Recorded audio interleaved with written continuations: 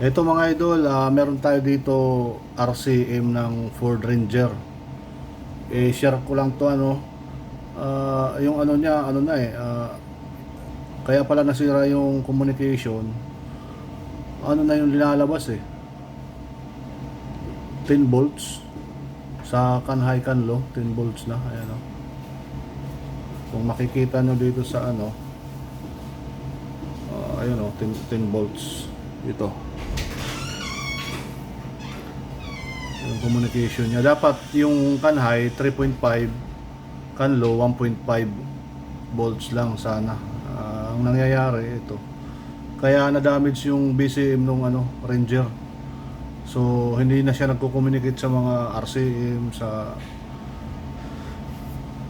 sa manibela, yung steering column module. So ito yung nangyari, na-damage.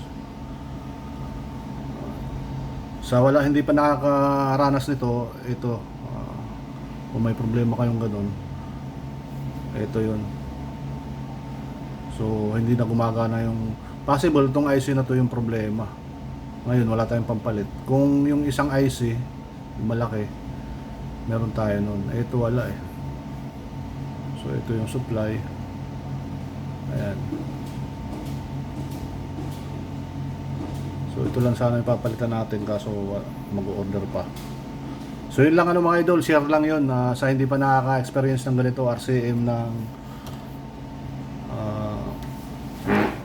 Ford Ranger. Yan ang problema, siya yung nag-cause na nasira yung canvas ng BCM. Yun lang mga idol.